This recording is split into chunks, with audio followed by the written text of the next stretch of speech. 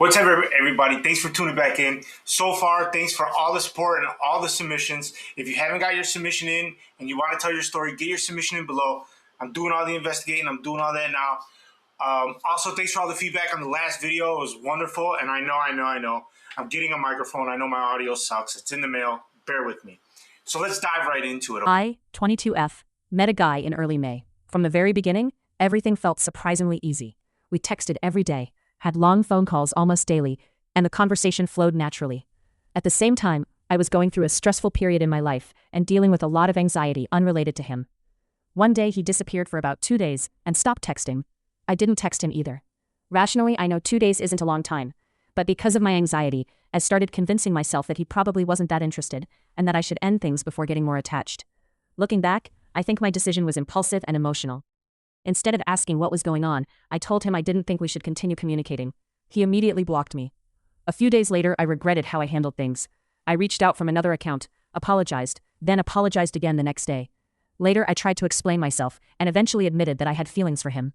He read the messages but never responded. After that, I deleted the messages and decided to let the situation go.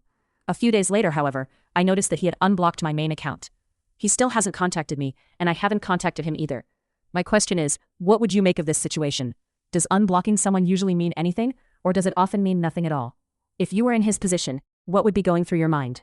Let's unpack this now. It seems that once he disappeared for the 2 days, you had automatically put yourself as ghosted. I actually feel for her here.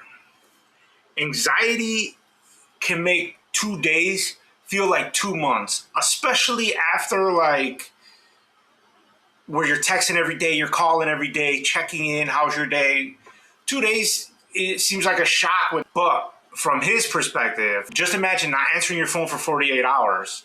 And within that 48 hours, you've already been broken up with and apologized to 3 times, all by someone who you're not even dating yet.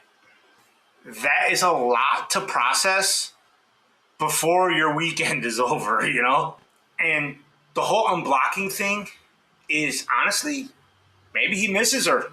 Maybe he unblocked her because he missed talking to her as well. Maybe he wished maybe he wished she had behaved differently just as she wishes she had behaved differently. And the truth is, one impulsive emotional decision can change the whole course of a relationship, whether you've been together for one date, 1 week, 1 month, or a lifetime. The real question is, if she reached out or if he reached out, would they contact each other? And would she make that same choice again? So what do you think? Was unblocking her a sign that he was asking her to reach out without him actually reaching out himself? Or is she reading too much into this, being impulsive and jumping to conclusions again? Follow for all the real ghosting stories where we get to the bottom of why it happened, how it happened, and advice on how to prevent it. Maybe some of these stories are relatable. And if you have a story of your own, don't forget to use the link below, fill out the questionnaire, and submit your story. You could be on the show.